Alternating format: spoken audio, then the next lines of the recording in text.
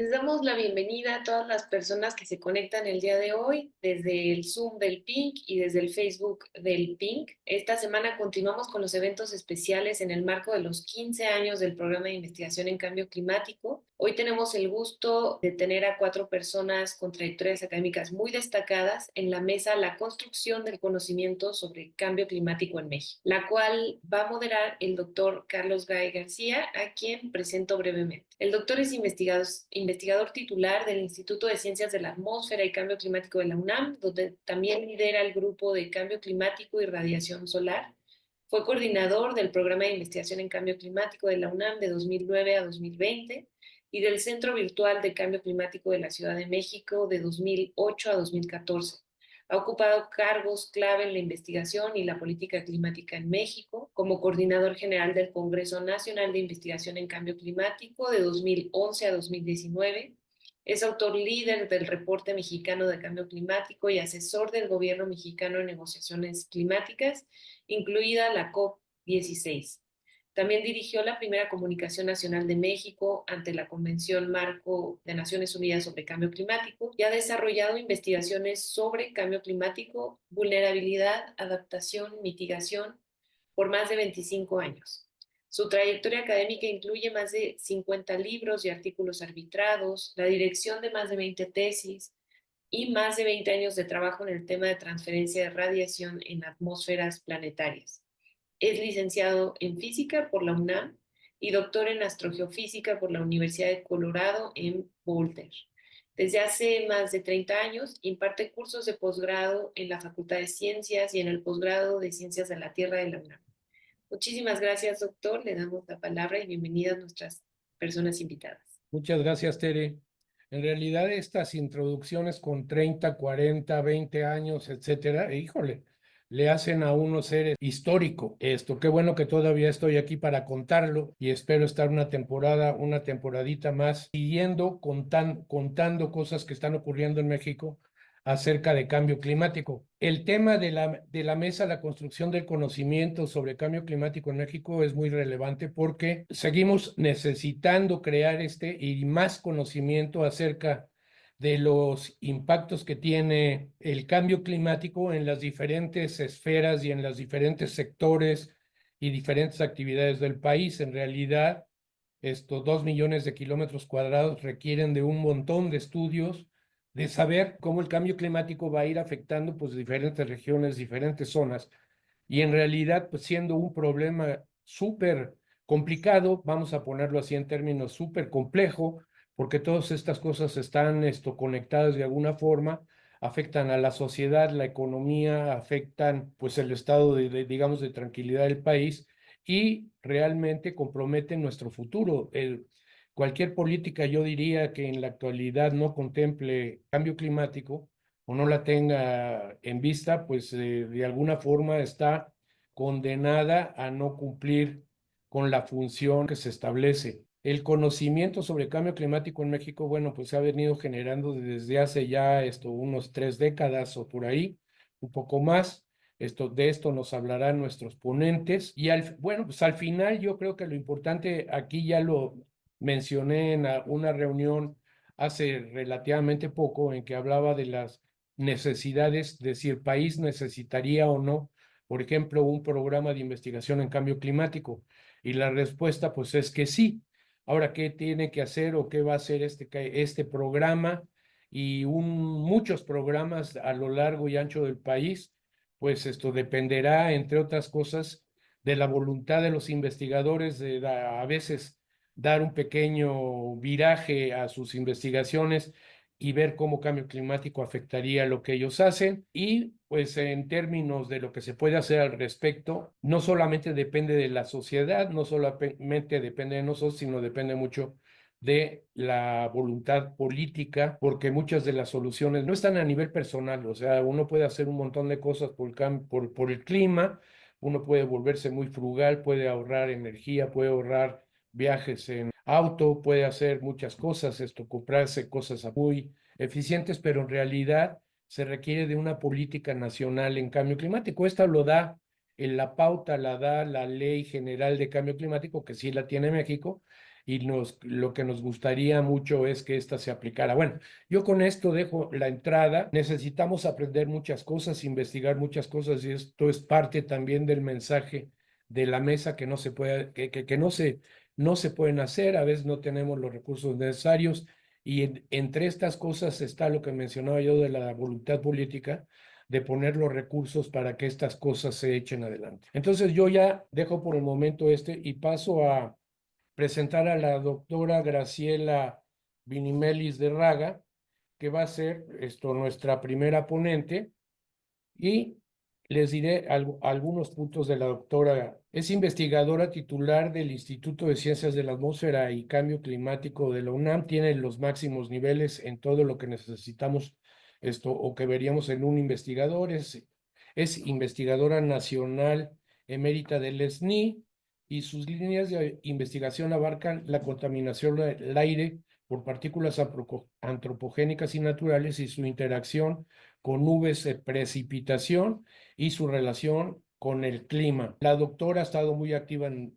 docencia, tiene un montón de estudiantes que lo han hecho muy bien, y ha colaborado, bueno, pues en organizaciones internacionales como es en el IPCC, en el reporte 4. Ahora está participando en lo que va a ser el reporte número 7 del IPCC sobre cambio climático. Ha estado muy involucrada en organizaciones internacionales, la Coalición de Clima y Aire Limpio, con el Programa Ambiental de las Naciones Unidas. Está trabajando ahora en el reporte GEO 7 y participando también activamente en lo que se llama sobre cuestiones metodológicas para la medición de forzantes climáticos de vida corta. Esto en el contexto de la R7 del IPCC.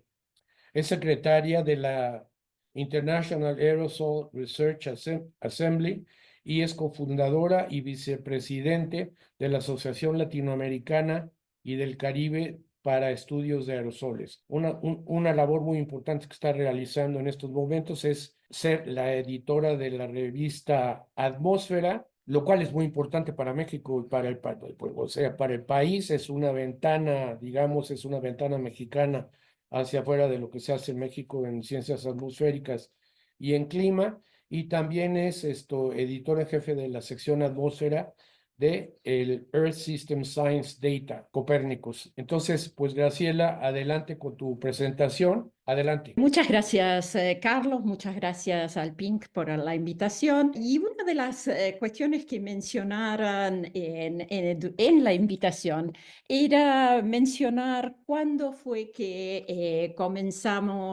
comencé a pensar en clima y cambio climático. Entonces me puse a reflexionar y voy a hacer una trayectoria o un viaje alrededor del mundo, mostrando cómo inicié con eso. En los primeros años, cuando de Argentina, después de graduarme de meteorología, fuimos a Estados Unidos a estudiar ciencias de la atmósfera, era la época del invierno nuclear. No sé si se acuerdan ustedes, en aquel momento, en los años, creo que fue en 1982, se publicó un artículo muy controversial. Carl Sagan era uno de los coautores, también alguien de mi instituto, de mi departamento, y entonces estábamos ahí entendiendo lo que era, ¿no? Lo que podía pasar por el bloqueo de la radiación por una guerra nuclear generalizada. Sin embargo, mis estudios no empezaron ahí, empezaron en la caracterización microfísica de nubes cúmulos sobre los océanos, y en particular sobre el Océano Pacífico en la región de los Alisios. Y tuvimos un proyecto de 6 semanas con un avión para estudiar esas nubes. En ese momento ya se sabía que los modelos climáticos globales no representaban correctamente las nubes sobre los océanos. Así que eso fue la motivación para que la National Science Foundation otorgara este financiamiento, en el cual no solo participó el grupo de la Universidad de Washington, sino también muchos otros. Y esas nubes son muy importantes porque acoplan la capa límite con la troposfera libre. Entonces, en 1988, a punto de graduarme, me gradué en febrero de 89, se empieza a buscar posiciones postdoctorales, que muchos de ustedes tal vez sepan que es algo que se llama the two-body problem, porque en la academia, porque dos investigadores necesitan encontrar posiciones postdoctorales en el mismo lugar.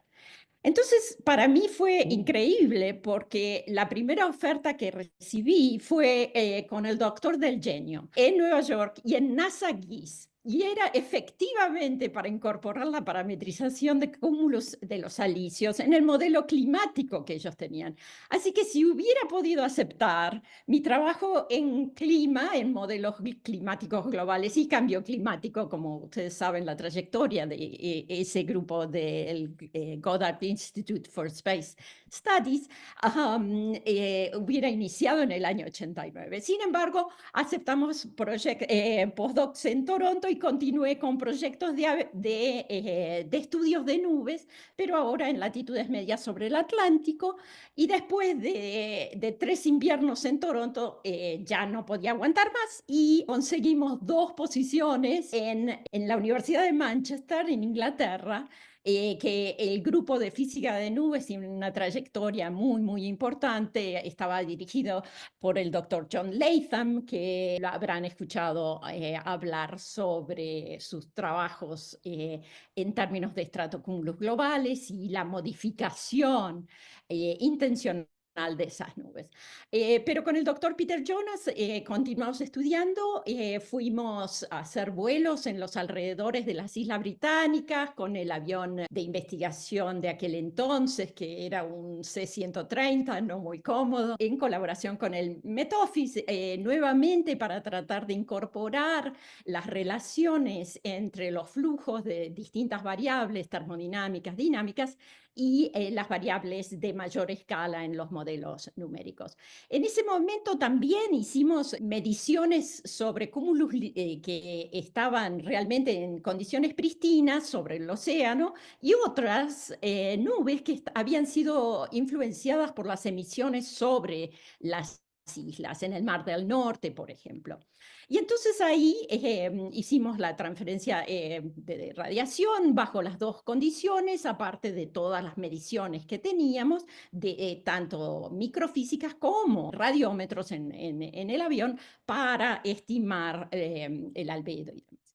Y ahí quiero mencionar que ya eso tiene una relación con el manejo de la radiación solar. Se dan cuenta, ya en ese entonces veníamos hablando qué era lo que pasaba con las nubes cuando están contaminadas. Y eso es muy importante porque, bueno, ya sabemos lo que ha pasado, ¿no? Y entonces en 1995 llegué al Centro de Ciencias de la Atmósfera y estudiando la transición de nubes estratocúmulos a cúmulos. Eso tampoco estaba bien representado en los modelos climáticos globales, que eran predecesores los modelos que se utilizan bajo escenarios de cambio climático, ¿no? Y entonces, si eso no está bien resuelto en el modelo climático global inicialmente, entonces es probable que la representación de los flujos del albedo, de los flujos turbulentos y demás, incorrecta sobre los océanos, que es la superficie de mayor tamaño sobre el mundo, ¿no? Entonces eso es muy importante tenerlo correctamente. Sin embargo, esos aspectos quedaron un poco relegados debido a que empecé a estudiar también la contaminación en la Ciudad de México y eso me hizo pensar en la contribución de estas partículas que contienen compuestos que llamamos carbono negro, que absorben la radiación visible. Y entonces el contexto esto continuó con parte de eso de que habíamos iniciado de la contaminación en las nubes sobre los mares, ¿no? Entonces eso dio lugar a la participación, como mencionaba Carlos, en el cuarto reporte, también en el de 1.5 y en el capítulo en el que yo estaba, que era de los cambios en los compuestos atmosféricos y el forzamiento radiativo, se diseñó por primera vez esta gráfica que tiene estas dos barritas que son fundamentales porque son el efecto directo de la presencia de partículas de aerosol en la atmósfera y en el clima, y el forzamiento a través del cambio que ocurre en la microfísica de las nubes, el hecho de que estén influenciadas por esas partículas. De tal manera que estos dos efectos, a lo largo de los años, desde que hay emisiones, tanto de compuestos de efecto invernadero como partículas, han estado, como ustedes pueden ver, en oposición a el calentamiento global por los gases de efecto invernadero. De tal manera que estos efectos que, como vemos en esta primera estimación, sobre todo del efecto indirecto o el albedo en las nubes por la influencia de contaminantes, una incertidumbre muy, muy grande en ese momento. Esto se ha ido reduciendo y entonces en ese contexto mucha gente no entiende que estos efectos han estado enmascarando y el calentamiento real que ha ocurrido por los gases. Y en ese sentido, en México, construyendo esto en México, ya en estos experimentos organizados con el modelo numérico del doctor Adem, primero el termodinámico del clima o un balance de energía, mostraban qué pasaría con la temperatura global. Y como vemos acá, inclusive el doctor Adem había incorporado una pequeña capa oceánica o simulado la capa oceánica con 25 metros, 100 metros o infinita, y podía ver que la temperatura no aumentaba tanto y el océano era capaz de absorber. Entonces, esto es importante, este paper en el año 82 en Geofísica Internacional y posteriormente varios más, hasta esta reseña que hicieron en el 98 que incluía modelos muy sencillos de balance de energía, modelos un poquito más complejos de radiativo convectivo y ya un número importante a mediados de los 80 de modelos climáticos globales que estaban haciendo experimentos de aumento del CO2. Entonces, realmente eso en México implica que ya desde hace décadas existe eso, pero realmente fue un gran aporte liderado por Carlos Gay el crear este proyecto de realizar el reporte mexicano de cambio climático. Y eso en realidad sentó las bases sobre las cuales se ha empezado a actualizar, y las evaluaciones realizadas en el 2015 o publicadas en el 2015 para ir avanzando y llegar a la actualidad. Y en ese sentido hubo este primer documento que es un punto de partida, que es el punto de partida para el segundo reporte de cambio climático en México, que permitirá también identificar si hemos avanzado comparado con el publicado en el 2005 a 10 años o 11 años después, cuánto se ha logrado incrementar. Entonces, en este primer punto de partida, como decíamos, primer pasito o escalón hacia el segundo reporte, lo que vemos es que la temperatura promedio anual sobre todo México ha ido creciendo en las últimas décadas. Acá tenemos desde 1880, que tenemos menos observaciones puntuales, pero se utilizan bases, como pueden ver acá, las bases de datos globales que están en malla, y indica un crecimiento realmente muy importante, sobre todo desde mediados de los 60 o 70 más o menos, ¿no? Y entonces vemos acá este decrecimiento, podemos hablar de eso también. Pero ¿qué pasa con este crecimiento que vemos, más de 1.5 en lo que va de este siglo? No está actualizado hasta ahora, pero lo que vemos es que es muy inhomogéneo el aumento de la temperatura. Aquí lo que vemos es la tendencia o la tasa de cambio de la temperatura y vemos que ha habido un cambio importante en esta zona, cerca de Guatemala, Belice, y también, por supuesto, en la meseta central, norte y noroeste. Entonces, en cambio, en la meseta de la Ciudad de México no hay tanto incremento de temperatura como en esta zona del país. Eso también podemos hablar un poquito, la tendencia en precipitación tampoco es homogénea en el país, entonces vemos, y tampoco es homogénea dependiendo de la época del año, y vemos que hay muchas zonas, las zonas más secas que incluso se secan más,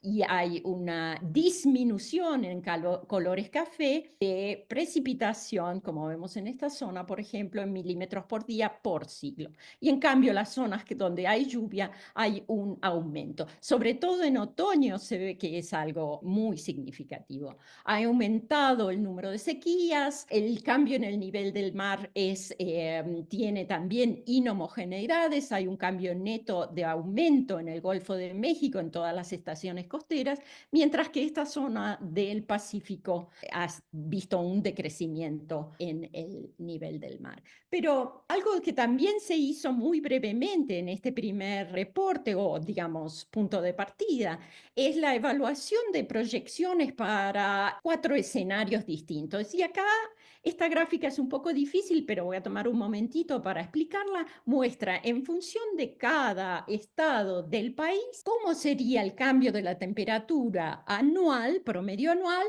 en el periodo 2041-60 o 2081-2100, dependiendo de los escenarios. Y entonces vemos que el escenario en azul más claro es el escenario más importante de 8.5 y tenemos estos escenarios más de bajas emisiones y emisiones intermedias, ¿no? Entonces vemos que puede ser un rango desde 1.6 grados a 2.6 grados para Coahuila, que como recordamos, Coahuila, Chihuahua, Sonora, en el noroeste, donde ya hemos visto un incremento importante en las décadas pasadas, comparado con Quintana Roo o Yucatán, que ven un aumento más moderado para esos mismos escenarios extremos de menos de 2 grados, mientras el noroeste vería 2.6. Lo mismo, esto es para mitad de siglo y para fin de siglo, obviamente, aumenta incluso. Y entonces esto muestra lo que ya dije, que la precipitación es más compleja que la temperatura, aunque la temperatura también es heterogénea, porque el país tiene diversos climas y los diversos climas cambian de manera distinta bajo cambio climático, ¿no? Entonces eso es importante. Muy bien, gracias, Graciela. Yo creo que esto pues sienta las bases para algo de lo que sigue en las próximas presentaciones. Al final vamos a tener unos 40 minutos, según me indican, en que podemos discutir y vamos a estar espero, compartiendo con la audiencia para aclarar alguno de estos puntos, ¿no? Y realmente, pues aquí ya, a mí me gustaría nada más enfatizar el papel de las nubes en los modelos de cambio climático, el papel de las nubes, que siempre ha sido un verdadero dolor de cabeza, ¿no? Y luego esto de las reglas de... No para así, todos. ha ha sido un dolor de cabeza. Pero bueno, pasemos a la segunda presentación y dejamos preguntas y comentarios para después, ¿ok?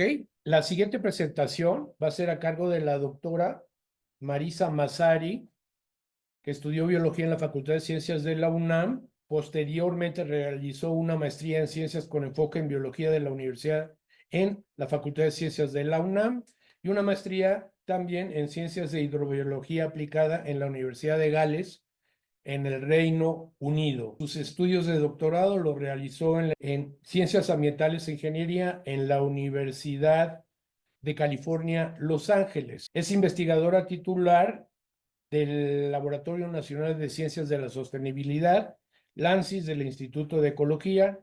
Esto es miembro del Sistema Nacional de Investigadores. Ha dado clases, pues siempre en el posgrado de Ciencias de la Sostenibilidad y bueno, ha tenido contactos con organizaciones internacionales. En este mismo ciclo impartió un taller de evaluación ambiental de sistemas acuáticos en la zona centro y Pacífico de México para alumnos de nivel de licenciatura en la Facultad de Ciencias de la UNAM. Ha estado al frente de los departamentos de Ecología, de la Biodiversidad del ANSYS y del Instituto de Ecología de la UNAM, y esto colaboró en la construcción e implementación del laboratorio y del posgrado en Ciencias de la Sostenibilidad.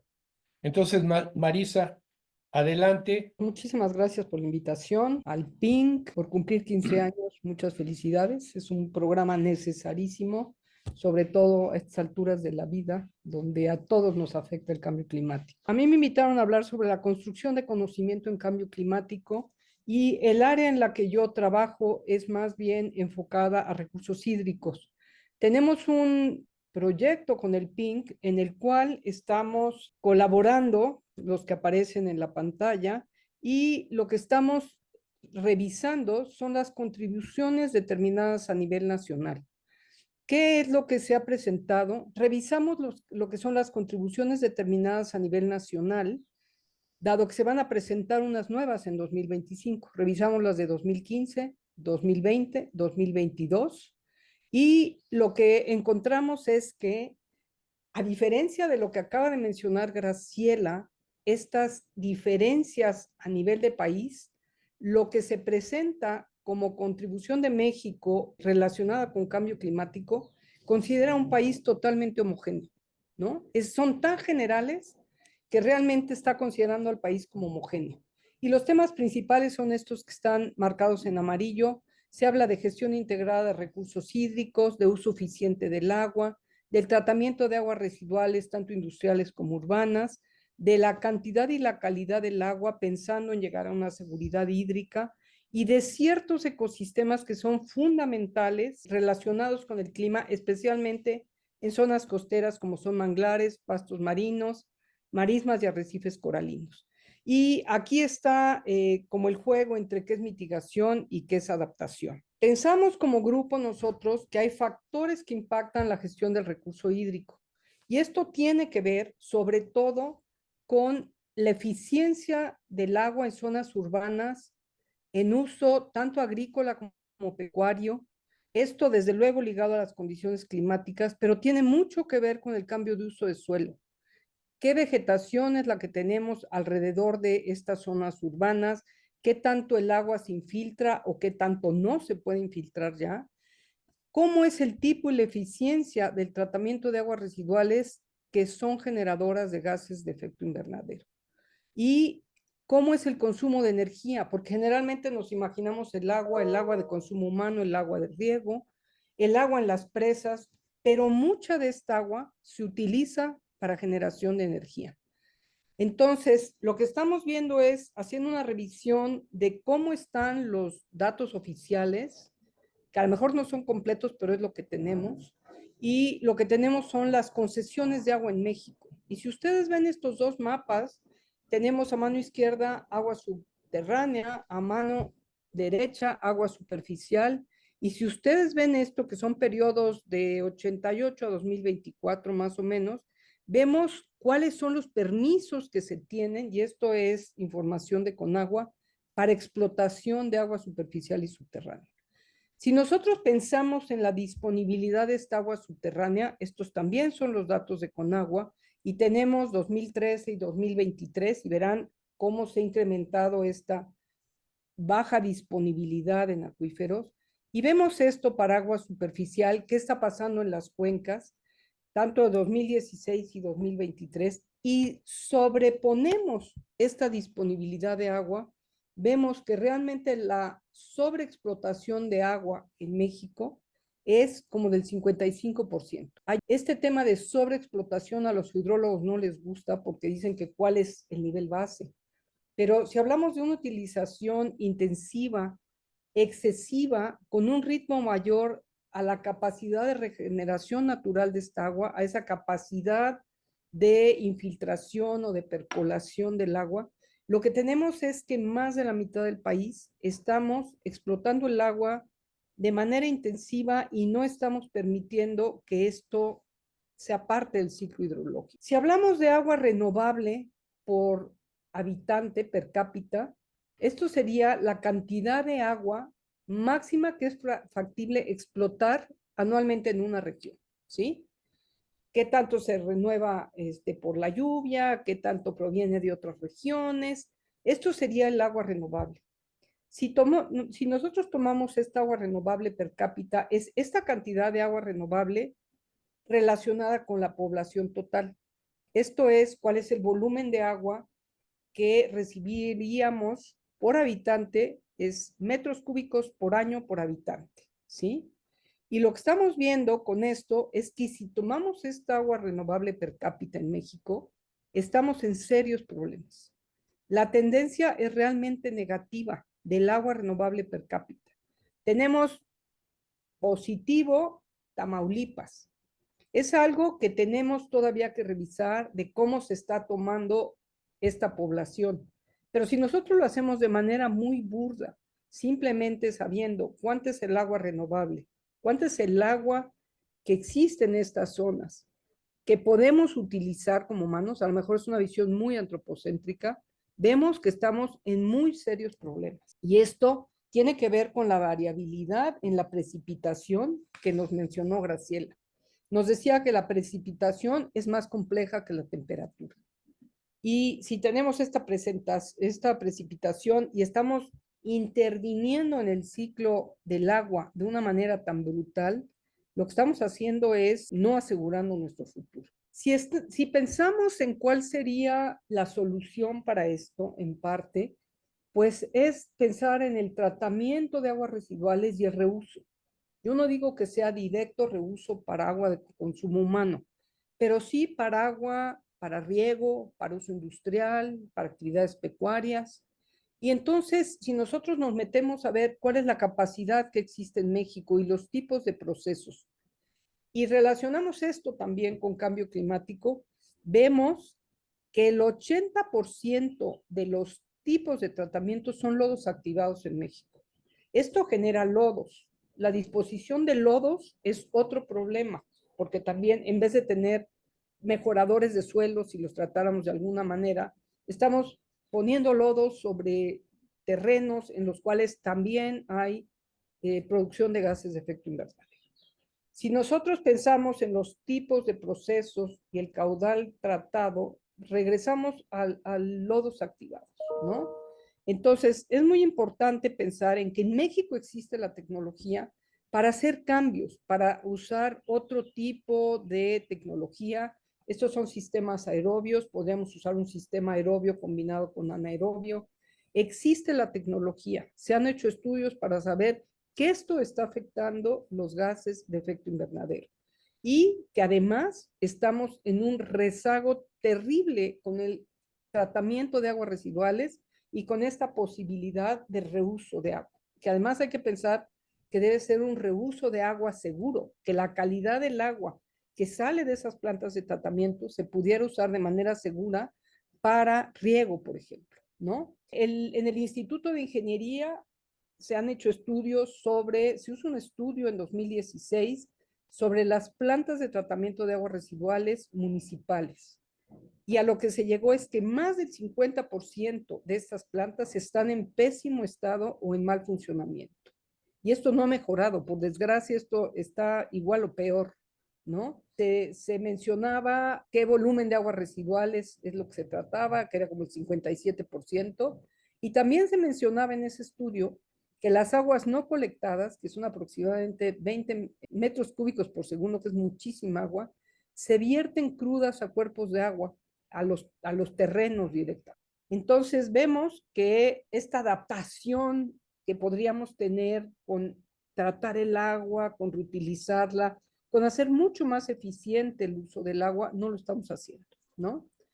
Hay un podcast del doctor Juan Manuel Morgan del Instituto de Ingeniería que yo oí ayer para complementar esta información y realmente quedé impactada. En el inventario nacional en México se habla de 67% del tratamiento de aguas residuales. Esto es 2024. Pero no sabemos cuántas de estas están realmente en operación, si funcionan bien, si no funcionan. Y realmente el Instituto de Ingeniería nos dice, si pensamos en la cobertura de solo de tratamiento de aguas residuales, podemos llegar a una conclusión de que no tenemos más del 30% del agua tratada. Lo que quiere decir que el 70% se está yendo a nuestros cuerpos de agua y estamos contaminando nuestras fuentes de abastecimiento de agua, ¿no?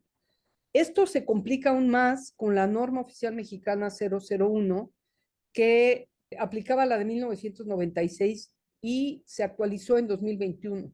Salió oficialmente en marzo de 2022.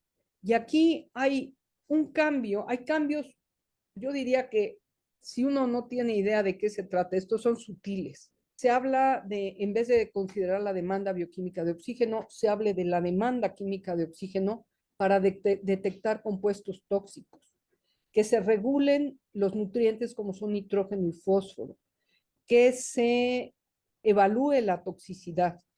Y lo que estamos viendo es que estos sistemas de tratamiento que no funcionaban eficientemente, la norma hace que sea mucho más exigente esto, ¿no? Y paralelo a esto tenemos un sector municipal que, de acuerdo con el artículo 115 de la Constitución, es el responsable del manejo de recursos hídricos y que no cuenta con los recursos financieros y no cuenta con los cuadros técnicos para hacer esto, ¿no? Es algo que realmente nos estamos tirando un balazo en el pie, porque no estamos pudiendo cubrir los costos de operación, de mantenimiento, la energía eléctrica que se requiere en estas plantas de tratamiento, y realmente es una de las salidas que podría ser viable y podría dar un respiro a esta crisis hídrica en la cual estamos, no solo en México, estamos a nivel mundial. Y bueno, esto sí requiere un cambio de paradigma en no pensar que son plantas de tratamiento de agua residual y que es algo de lo que nos debemos deshacer, sino con una visión más moderna, podríamos pensar en sistemas de procesamiento de agua, que basado en esto podríamos, por ejemplo, generar biogás, podríamos tener lodos mejorados para suelo, podríamos tener microalgas para la generación de biodiesel. O sea, hay que cambiar esto, pero esto también requiere, como también se dijo antes en este seminario, de una voluntad política. Realmente no podemos seguir en el estado que estamos. Y simplemente mencionarles que la capacidad de generación de energía eléctrica también depende de agua. Tenemos geotérmicas, donde el 68% de la capacidad de la generación de energía son centrales térmicas, donde se genera vapor y donde se requiere agua para enfriamiento. Y aquí lo dejo. Simplemente estos puntos grandes azules quiere decir que en todos estos se requiere agua para la generación de energía. Muchas gracias, Marisa. En realidad solamente voy a apuntar, agua es vida y nos estamos jugando el futuro del país. O sea, no solamente es la temperatura que nos vayamos a calentar mucho, sino que estamos usando mal nuestros recursos. Y el más importante en este sentido, pues es el agua, ¿no? Muchas gracias, Marisa. Y ahora pasamos a la presentación de Luis Zambrano, biólogo, doctor en biología, en ecología básica de la UNAM, tiene un postdoctorado en el Wageningen Agricultural University, Países Bajos. Tiene muchos artículos científicos arbitrados, ha sido autor de 3 libros, muchos capítulos en libros auditados, muchos artículos, ha sido muy activo en cuestiones de docencia, tiene 17 tesis de licenciatura y 26 de posgrado, imparte cursos en la Facultad de Ciencias y de Arquitectura, en Ciencias Biológicas, en sostenibilidad. Sus líneas de investigación son la ecología acuática, restauración ecológica y Ecología Urbana, ha trabajado en la Ciudad de México, ha trabajado en IANCAN, miembro de la American Society of Ichthyologists and Herpetologists y del Aldo Leopold Leadership Program de la Universidad de Stanford, secretario ejecutivo de la Reserva Ecológica del Pedregal de San Ángel de la UNAM, miembro de la Academia Mexicana de Ciencias, investigador, titular de biología y miembro del SNI. Entonces, Luis, adelante. Bueno, antes que nada, y eso sí no me quiero apurar, es muchísimas gracias al PINC. Yo siempre pues he tenido mucha admiración, respeto y cariño por el PINC porque es uno de esos programas que me encantan dentro de la universidad, que ayuda a tratar de entender uno de estos fenómenos complejos. Te voy a empezar con cuándo empecé yo a trabajar con el cambio climático, y de hecho empezamos a trabajar la doctora Massari y yo juntos en el 2014 sobre este tema. O sea, habíamos trabajado juntos en otros temas, pero en el 2014 nos invitó la Fundación Ambiente y Recursos Naturales en Argentina para hacer una serie de evaluaciones sobre cambio climático de la Ciudad de México, Sao Paulo y Buenos Aires. Y empezamos a hacer una serie de modelos. Ya nada más quiero presentar un poco como close-up, del cual pues empezamos a trabajar justamente por esas fechas. Graciela se echó como un análisis muy general. En ese momento nosotros nos echamos un close-up de ver qué puede pasar en la Ciudad de México sobre esta crisis del agua que tanto dijo Marisa en términos de infiltración e inundaciones. O sea, una de las conclusiones que llegamos con este artículo es: Sao Paulo tiene problemas de sequías para el cambio climático, va a tener problemas más graves, Buenos Aires va a tener problemas de inundaciones y la Ciudad de México va a tener problemas de sequías y de inundaciones al mismo tiempo. Y los modelos que empezamos a hacer, pues nos dieron esta idea muy general de, pues están reduciendo las áreas de infiltración por el cambio de uso de suelo, pero también el cambio climático lo que va a hacer es, no va a cambiar la cantidad total por año de precipitación, como vimos un poco con los modelos de Graciela, sino que van a ser tormentas mucho más fuertes, y entonces eso va a evitar infiltración y va a promover inundaciones. Eso es mi primera aproximación. Y ahora voy a brincar a lo que hice el fin de semana pasado, que complementa un poco lo que dice Marisa. Este es el río Santiago. No sé si se acuerdan de lo que sucedió hace unos 15, 17 años. Un niño, Miguel Ángel López, cayó a este río y se murió no por ahogado, se murió por la cantidad de toxicidad que había en el río. Y a partir de ese hecho, que fue hace 17 años, se promovió la construcción de una planta de tratamiento. Y eso es lo único que quería yo decir con respecto a lo que acaba de decir la doctora Massari en respecto a estas cantidades de plantas de tratamiento que funcionan o no funcionan. Y si ustedes ven, esta foto fue tomada el Viernes Santo, pues no ha funcionado de manera particularmente grande. O sea, todavía se ven una cantidad espantosa de espuma y apesta. No tienen ni idea de lo que apesta ese lugar. Y este es el Salto, que era uno de los lugares icónicos de atracción turística del siglo pasado para la gente que iba ahí. Es más, los presidentes tenían un helipuerto para ir a visitar en esa zona. Entonces, nada más para hablar y complementar lo que dijo Marisa en términos generales del mal uso y el mal tratamiento y los problemas de agua que tenemos en ese sentido. Pero yo lo que quiero es hablar un poco de la solución de problemas de largo plazo y una falta de acento en esa O. La solución de problemas de largo plazo. Marisa habla mucho de la solución de problemas de corto plazo, que involucra reciclar agua,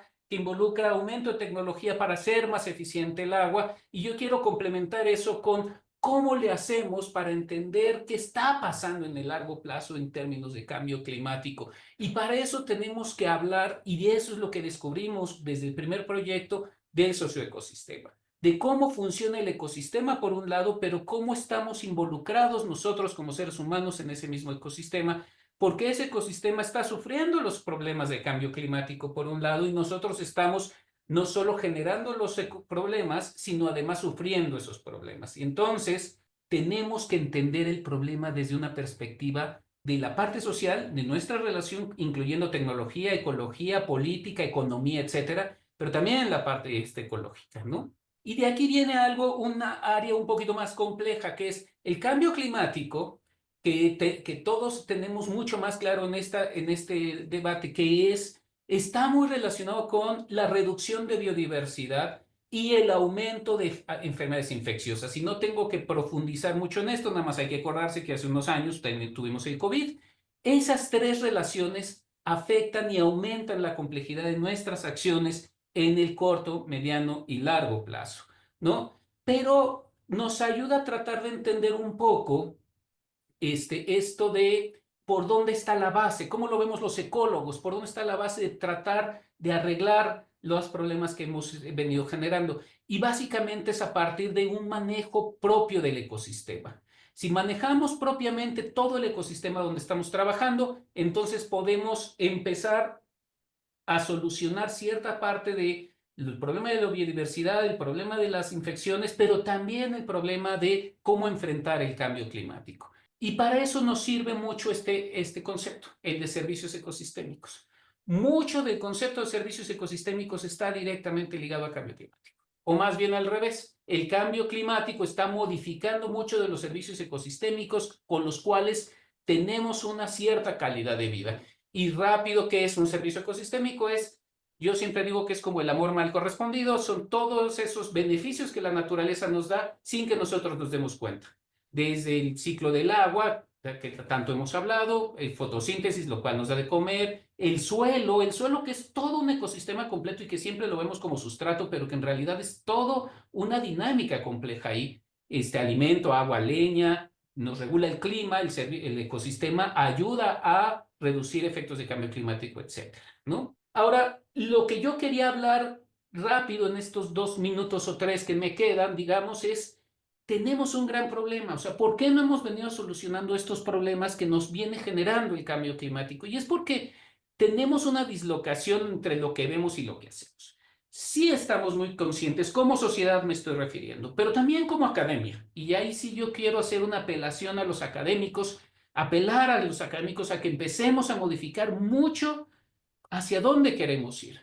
¿Por qué? Porque seguimos pensando que el desarrollo está ligado a la infraestructura y la infraestructura de manera directa es la que genera cambio climático. Y ahorita vamos a ver un par de ejemplos de eso, ¿no? También tenemos esta visión de que la infraestructura y la tecnología va a ayudar a controlar la naturaleza y entonces nos va a salvar del cambio climático. O sea, yo siempre he visto que últimamente creemos que Wall-E, o sea, la película de Wall-E o la película de los supersónicos, es hacia donde queremos ir, en donde estamos completamente aislados de la naturaleza y la controlamos al 100% y eso nos va a dar calidad de vida, lo cual no es cierto. Y finalmente, este problema de los beneficios de la generación de infraestructura son directos contra los problemas que son difusos. Los problemas que nos genera el cambio climático son difusos, nos afectan a todos, pero de una manera difusa, mientras que los beneficios de una infraestructura son directos. ¿Y en qué se refleja eso a ras de tierra? Y aquí les viene el primer ejemplo, el Tren Maya. Nada más, estos son mapas que estamos por publicar sobre la captura de carbono de la península de Yucatán. En el primer panel está cómo está la captura de carbono ahorita. En el segundo panel es cómo estará en el 2050 a partir del cambio de uso del suelo que hemos venido haciendo en los últimos 20 años. En el tercero está la reducción a partir del Tren Maya con efectos directos y el cuarto es la reducción a partir del Tren Maya en efectos indirectos. Entonces, infraestructura que podemos ver de manera maravillosa como algo que puede detonar economía, en realidad puede afectar de manera muy negativa a nosotros y al planeta con este tipo de efectos que pueden estar destruyendo. Ahora, eso es a nivel muy global, a nivel muy de península, pero también está a nivel local, que ese es el que últimamente hemos venido trabajando mucho en términos de ecología urbana. Esto es lo que estaba planteando hace 3 años el gobierno de la Ciudad de México de perder de área de conservación a partir del nuevo Plan General de Ordenamiento Territorial. Como ven, es la pérdida de un 30-40% de lo que es el área natural protegida del suelo de conservación de la Ciudad de México, ¿no? Y también la construcción de puentes que este es el puente sobre Xochimilco, y esa es una de las consecuencias, digo nada más para que vean más o menos cómo estaba y cómo lo planearon ellos, eso sí, con pasto muy verdecito de campo de golf, pero que en realidad estamos perdiendo a partir de la infraestructura zonas que son fundamentales tanto para la mitigación como para la adaptación al cambio climático a nivel puntual, pero a nivel muy general. Y yo quisiera cerrar un poco Si reevaluamos un poco hacia dónde queremos ir, y esto es de manera muy general, es los Objetivos de Desarrollo Sostenible ordenados por el Stockholm Resilience Center. Y lo que dice es, primero pensemos en las dinámicas de la biosfera. Si pensamos en las dinámicas de la biosfera, que en esos Objetivos de Desarrollo Sostenible que están relacionados con la dinámica de la biosfera, entonces podemos pensar después en los objetivos que son relacionados con la sociedad y finalmente con los de economía. Pero normalmente lo hacemos al revés. Y ese es el gran problema que hemos venido generando y por el cual tenemos consecuencia climática. La naturaleza no tiene defensor y ese es el otro gran defecto. Los efectos negativos tienen respuestas difusas, requieren una sociedad que haga una estructura definida de defensores de la naturaleza. ¿Por qué? No tanto porque yo quiera abrazarme al árbol, es porque a largo plazo eso es lo que nos va a evitar tener grandes problemas en cambio climático, ¿no? Y bueno, ¿cómo lo estamos viendo los académicos? Y aquí con esta termino. Nuestra tarea es documentar antes de que se destruya, y eso lo he escuchado de muchos académicos en términos de ecología. En lugar de decir, aquí no se puede, no, tenemos que documentar antes de que se destruya. Y el otro que escuchamos todo el tiempo es, si de todas maneras lo van a hacer, pues que lo hagan bien. Esto ya no lo podemos permitir en aras de lo que hemos estado viendo en los últimos 15, 20 años en términos de cambio climático. Porque si lo van a hacer, como dijo alguna vez algún investigador, si lo van a hacer bien, entonces no lo hacen, viendo todo lo que estamos sufriendo o estamos generando a partir del cambio climático. Pues muchas gracias por escucharme, pues estamos abiertos a preguntas. Muchas gracias, Luis. Al final vamos a tener unos cuantos minutos para poder discutir algunas preguntas del público y algunas dudas que podamos tener entre nosotros.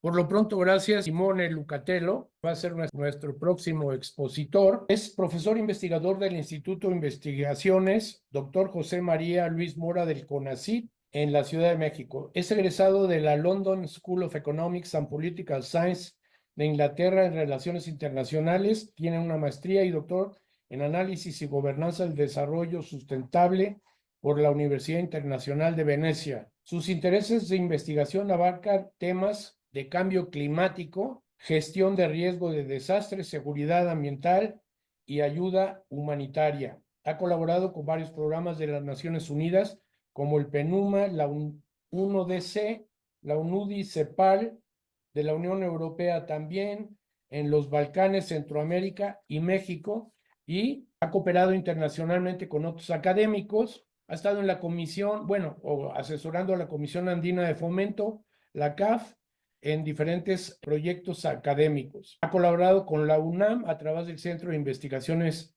en América del Norte. Ha colaborado también con el Departamento de Planeación de la del University College de London. Ha sido un colaborador muy importante del PINC por muchos años y está participando ahora en el reporte GEO7 y también es parte del AR7 también del PINC. Buenos días Gracias, a todos. Gracias, Carlos. Celebro también, como todos los colegas, los 15 años del bebé que ya es adolescente. Recuerdo cuando empezamos, Carlos, y tú y Clemente, que empezaron a buscar a los investigadores que estaban en otros centros, en otras partes fuera de la UNAM, para ver cómo podíamos hacer fuerza y sumar, ¿no? Hay conocimientos para entender el cambio climático, y pues desde entonces hemos recorrido mucho camino. Te agradezco mucho siempre todo el apoyo y un gusto estar con tantos amigos y colegas.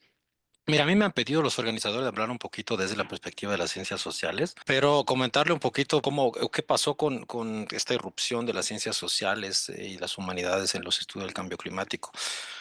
Es que prevalentemente, como saben, ha sido, ¿no?, un trabajo que se generó y nació desde las ciencias físicas y naturales, pero a partir en particular de la R4, del reporte de Naciones Unidas del IPCC, se empezó ahí a abrir ahora sí un Big Bang en tema de las ciencias sociales y las humanidades y su contribución a los estudios sobre el cambio climático. Decía Carlos, yo soy el Instituto Mora, que ahora ya no es CONACYT, estamos Ciencia, Tecnología y no sé qué, me cuesta leerlo todo, pero somos la nueva secretaría, en fin, ahí andamos, ¿no? Con gusto. Me voy a algunos antecedentes, creo que muchos lo saben, de hecho varios colegas ya han mencionado algunos aspectos que son, ¿no? Por ejemplo, el tema de planeación urbana y eso que están enraizados en los temas de las ciencias sociales, pero es un poco, recordemos, ¿no? Que lo que hacen todo este conjunto de disciplina, que son más de 40 mapeadas, pues se ocupan de estudiar un poco, ¿no? Las relaciones entre el hombre y la sociedad y las interacciones entre ellos y en particular cómo se moldea, ¿no? La naturaleza a partir de esta visión muy antropocéntrica del hombre como dominador de la naturaleza, ¿no? Pero también se construyen instituciones, culturas, economía y sobre todo esta palabra muy famosa que gusta mucho en las ciencias sociales, que es el tema del poder. A partir de algunas interpretaciones, y aquí abro ya todo el tema, ¿no? Hay todo un debate en torno a esta vinculación multidisciplinaria de ciencias físicas y naturales y sociales. Las ciencias sociales crearon su propia era geológica, que sabemos que no está reconocida en términos principalmente físicos, pero se creó la idea del antropoceno, que es la era del hombre, y esto justifica un poco, ¿no? Junto con el hito de la revolución industrial desde por lo menos las epistemologías sociales, la idea de por qué tenemos que entrar a discutir el tema del cambio climático, ¿no? Y aquí pues va un poco esta pregunta, la hago pues, con respuestas, pero es para explicar en general a las personas que a lo mejor no están familiarizadas con los temas sociales, por qué, ¿no? Repito, se tiene que estudiar el cambio climático y aportar y complementar lo que es la información que nos proviene desde las ciencias físicas y naturales. En este caso es que es un problema desde lo social fundamental, tiene justo que ver con lo que mencionamos, pero tenemos que entender cuáles son las causas, ¿no? Del cambio climático. No es solamente desde la perspectiva social un fenómeno natural, sino que tiene que ver con modos de producción, con consumo, tiene que ver con la propia existencia del ser humano en el planeta, decíamos, ¿no? Pero también estudiamos las políticas públicas, se mencionó la ley de cambio climático, los sistemas económicos y otros factores que aceleran y hacen que esta crisis climática sea, ¿no? También mediática en este momento. También otra gran área de estudio de las ciencias sociales es derivada de los impactos sociales y las desigualdades. Se estudian por qué tenemos efectos distintos. No es lo mismo cuando hay un huracán o cuando hay fenómenos extremos derivados y que se atribuyen al cambio climático que tengan afectaciones directas, ¿no? Sobre poblaciones distintas, por ser en las zonas costeras o en una sierra. Hay diferencias, esas desigualdades estructurales se tienen que estudiar y tienen que ver con también, ¿no? Formas y disciplinas específicas.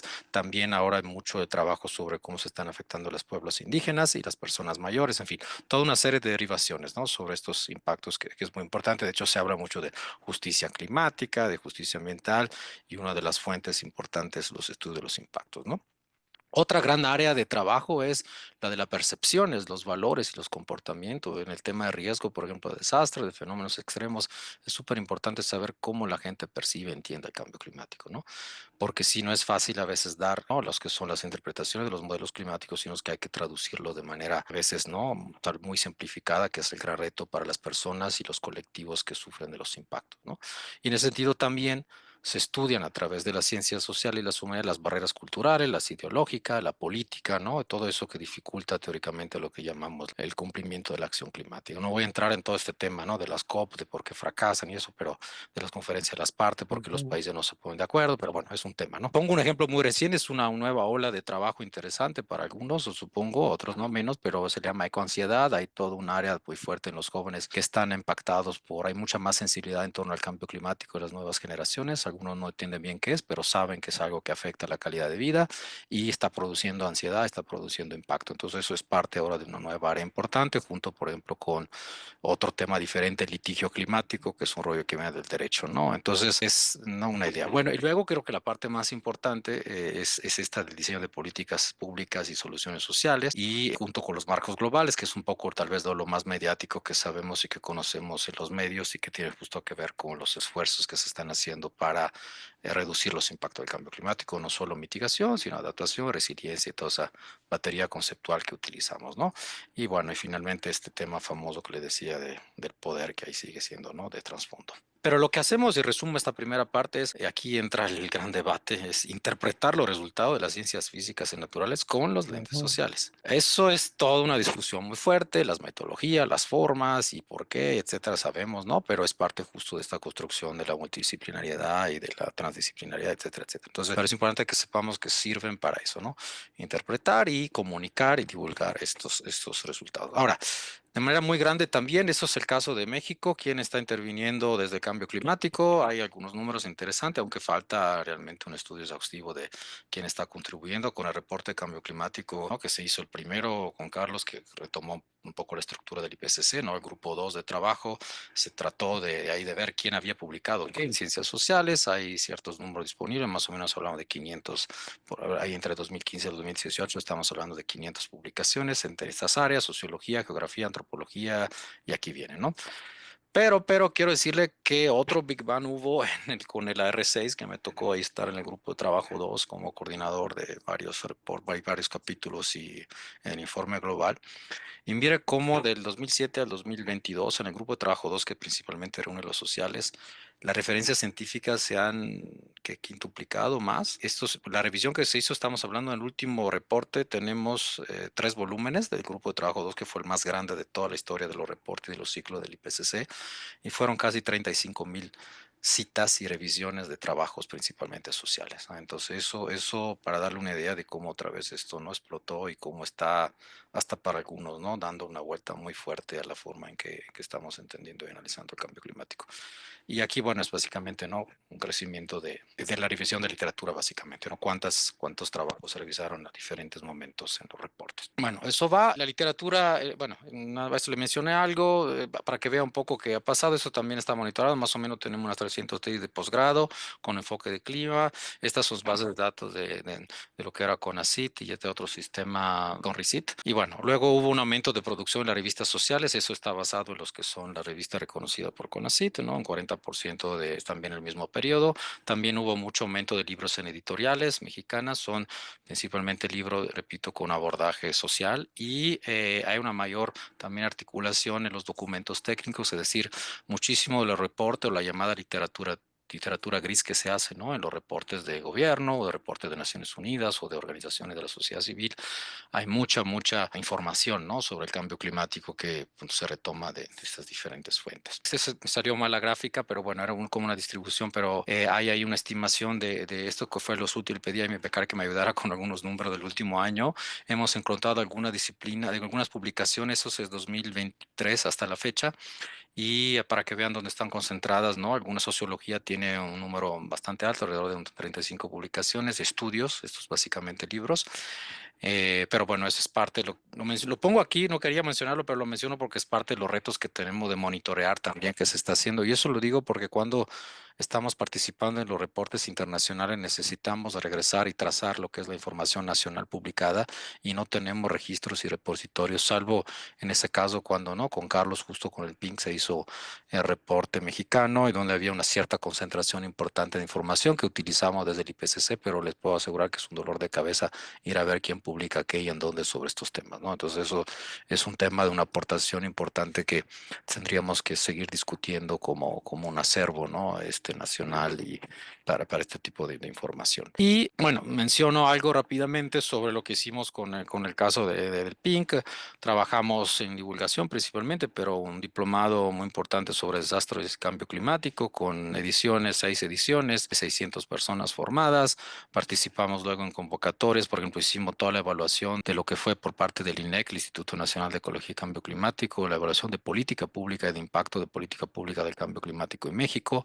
Ese reporte, bueno, aquí algunos colegas lo trabajamos, y bueno, y luego hicimos muchas otras cosas, los PRONACES, ¿no? Que seguramente ustedes conocen, y otras cosas junto con formación de recursos humanos. No lo logré cuantificarlo bien, pero es para dar una pincelada nuevamente, ¿no? De este recorrido importante de lo que se pudo hacer con el PINC. Quisiera yo también mencionar algo, porque un poco la convocatoria de esta reunión hoy era para platicar un poco de qué estamos haciendo con la formación sobre cambio climático.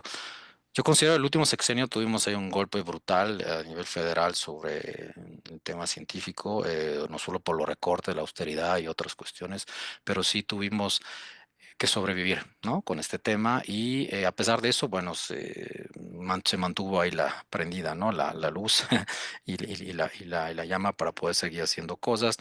Hay muchos actores que han empezado a trabajar más allá de los históricos y tradicionales, la UNAM, por supuesto, los centros con etcétera, pero hay muchas otras instituciones que poco a poco han empezado a entrarle al tema de clima, no necesariamente desde mi punto de vista con ese rigor que se necesita, pero es importante mencionar, hay toda una discusión en este momento sobre universidades patitos que están proliferando y sobre lo que se están ofreciendo a nivel de cursos, por ejemplo, y de formación. Y es muy importante lo que mencionaba, ¿no? Articular a nivel nacional por lo menos un posgrado muy sólido que reúna todo esto, no se ha podido hacer de una forma integradora como se necesita, ¿no? Sí, hubo cosas en la integración de la currícula básica en primaria, por ejemplo, pero bueno, muchas cosas, ¿no? Y también la cuestión de la profesionalización de los funcionarios públicos, que es un aspecto crucial de la divulgación. ¿Qué limitaciones tenemos en ese aspecto? Y voy un poco cerrando, ¿no? Por la parte de las ciencias sociales, pero eso es parte también de lo que creo nos concierne a todos. Tenemos una enorme cobertura desigual de lo que estamos formando y capacitando. Sí, tenemos universidades, ¿no? En el país que son polos, digamos, de referencia en ciertas regiones, pero más te aleja del famoso tema, ¿no? Centro-periferia, más te aleja del centro, menos tenemos cobertura e información disponible, ¿no? Y sobre todo estudios, ¿no? Sobre el cambio climático. Hay un tema de una transversalidad, no se está estudiando todavía el clima en tema de silos, cada quien sigue haciéndolo desde su disciplina. Hay también un diálogo muy escaso con los tomadores de decisiones en política pública sobre el clima y bueno, en fin, y también la parte, le decía, ¿no? De sistematización de la formación. Creo que ahí también hay todo un reto importante, ¿no? Bueno, aquí otros retos, otras cuestiones, ¿no? Que falta, yo creo que la cuestión también ahora salió mucho, ¿no? Todo, por ejemplo, en este R7 que decía Carlos, el que viene, hay un enfoque enorme sobre el tema de pueblos indígenas.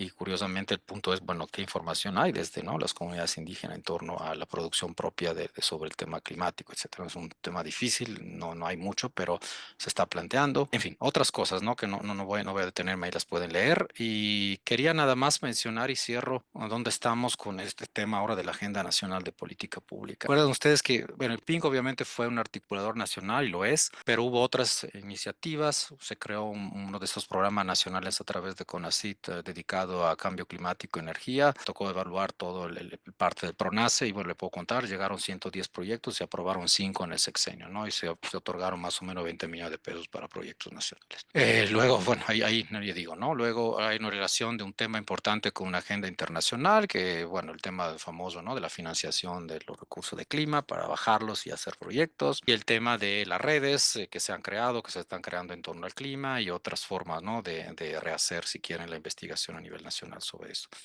Y cierro con esto. A pesar de ello, bueno, yo tengo aquí una pregunta un poco provocadora. ¿Qué tanto es relevante la agenda del cambio climático en México en este momento? Mire, la semana pasada se publicó, los invito a que tengan tiempo de verlo, el Plan Nacional de Desarrollo en el Diario Oficial de la Federación. Si usted hace un sencillo análisis, que no es nada sofisticado, pero un sencillo análisis de frecuencia de palabra y de conceptos adentro del documento de más de 200 cuartillas, hay 18 menciones del cambio climático. Es mucho mejor que la otra, ¿eh? El sexenio anterior hubo dos, una, ni siquiera, creo que una nada más al inicio y ni siquiera estaba contextualizada. Ahorita hay un poco más, pero el cambio climático es transversal solamente a algunos objetivos y metas, y sobre todo sociales y de tipo político. Tiene que ver con mitigación a nivel internacional, algunos esfuerzos regionales, la amenaza del vecino, ¿no? De América del Norte. Entonces, por lo menos, quiero decir, desde los ejes rectores de la política pública nacional de desarrollo, ni hablar lo que pueden ser las reformas a las leyes y todo lo demás, hay realmente una presencia, no sé, relevante o relevante, no sé cómo le quieran decir ustedes, vamos a ver, no hay que discutirlo, pero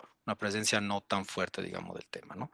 Así que yo creo que hay mucho que hacer, por supuesto, repito, es todo un reto, pero estamos, digamos, trabajando por lo menos desde algunas de las disciplinas fuertes de las ciencias sociales hacia esto y tratar de mejorar esta condición. Ahí lo dedicaría, Carlos. Muchas gracias, Simone. Yo me acuerdo que en alguna ocasión discutíamos acerca del papel de las ciencias sociales en temas de cambio climático y esto de alguna forma se me ocurrió esa frase de que quizá el cambio climático lo entendemos los científicos naturales de alguna forma, ¿no? Pero no lo vamos a poder arreglar nosotros, ¿no? Esto también es digamos, un pensamiento optimista, pensar que es un problema básicamente de ciencias políticas, sociales, económicas, etcétera. La solución está ahí, ¿no? De alguna forma, los científicos naturales están para plantear los escenarios y tratar de asustar a los políticos, que ese es uno de los temas, ¿no? De cómo movilizar a la política pública para que tome en cuenta lo que se va aprendiendo y lo que se va sabiendo del clima en el mundo y en particular en México, ¿no? O sea, el papel de las ciencias sociales es fundamental en términos de estudiar impactos y posibles correcciones, claro, con ayuda de las otras ciencias. Vamos a pasar ya a una discusión y permítanme que les diga yo algunas de las preguntas que veo aquí en el chat. Se las voy a ir soltando poco a poco para que la conteste quien le dé la gana. Me preguntan por qué es un dolor de cabeza las nubes, ¿no? Y espero que lo hayan entendido en el sentido de que no les dé dolor de cabeza el hecho de que que haya nubes, sino más bien que a la hora de tratar de entenderlas y ponerlas dentro de los modelos, lo hacemos todavía un poco precariamente. La otra pregunta que por ahí, espero que los que hayan preguntado se vean reflejados por ahí, es, este es un problema, como tú mencionaste, transdisciplinario, interdisciplinario, complejo, que también ha sido una pregunta constante dentro del PINC, ¿no? Y es cómo poner esta información para que sea digerible para los tomadores de decisiones. O sea, no los podemos hacer a un tomador de decisión especialista en 130 campos diferentes, pero hay que darles la información de manera compacta, digamos, para que puedan entender cuál es el problema general y acelerar el asunto de la toma de decisiones, ¿no? Y nos preguntan un poco de remediación en cuestiones de ríos, esto si se puede, si no se puede, en particular los efectos que ya se mencionaron por ahí del Tren Maya, indirectos, etcétera. Entonces, que conteste quien levante la mano, ahí lo dejo. Creo que más que una respuesta es ampliar el problema de la transdisciplina y la comunicación. O sea, no solo tenemos que ver la forma de trabajar con la gente, con los tomadores de decisiones para explicarles qué está pasando, que muchos de ellos entienden muy bien. También tenemos un serio problema entre distintas disciplinas. O sea, la transdisciplina no está fácil. Entendernos entre tú y yo y entre Simone y yo es difícil porque tenemos visiones completamente distintas y tenemos que aprender a dialogar entre nosotros, porque nuestras formaciones son diferentes y lo que yo digo con cierta palabra se interpreta en otras disciplinas de otra manera. Y luego la forma de aproximarse al problema también es diferente. Entonces yo diría que no solo es un problema hacia afuera, sino un problema interno que tenemos que ir solucionando y afortunadamente, y eso es lo que yo quería decir, es lo hemos venido solucionando a catorrazos, pero lo hemos venido solucionando. Hace 25 años, cuando yo empecé con esto, los libros eran, a ti te tocaba el capítulo 1, a mí me tocaba el capítulo 2, al otro, al ingeniero le tocaba el capítulo 3 y no se hablaban los capítulos. Ahora ya estamos forzados a hablar y a entendernos unos a otros. Eso nos ha llevado mucho más tiempo del que deberíamos y creo que es fundamental hacerlo mucho más profundo para luego poder hablar con la gente, con la gente que toma decisiones. Digo, yo solo quería decir eso para empezar. Tienes razón. Y yo aquí quisiera añadir algo de mi cosecha, que es alinear los criterios de evaluación académica en la UNAM, por ejemplo, y en otras instituciones, para que esto cuente, ¿no? Claro. Porque en realidad nosotros somos víctimas un poco de la compartamentalización histórica Exacto. de las ciencias en México. O sea, si el CONACYT, por ejemplo, no toma en cuenta la multidisciplina, interdisciplina, y nos quieren ver como si fuéramos ingenieros, físicos o sociólogos, pues estamos fritos, porque ninguno de los que hagamos interdisciplina estamos exclusivamente en uno de esos nichos, ¿no? Esto, si quieren comentar alguien más, adelante. Preguntaban sobre ríos. Tenemos unas zonas en México que se les llaman casi como casos perdidos. Tenemos el río Santiago, tenemos el río Lerma Santiago, el Atoyac, están entre ellos. Y yo creo que no debemos darnos por vencidos. Son los sistemas de los cuales dependen poblaciones, de los cuales dependen zonas agrícolas, zonas de actividad pecuaria. Yo creo que en vez de lanzarnos a la tragedia, lo que tenemos que hacer es presionar a las autoridades para que realmente hagamos una diferencia en cuanto a qué estamos haciendo con nuestras aguas residuales, en cuanto a que debemos reutilizar el agua porque no tenemos más. El agua es un elemento finito en la naturaleza y cada vez somos más los que lo necesitamos. Entonces creo que no podemos pensar en estas zonas de sacrificio, les llaman, ¿no?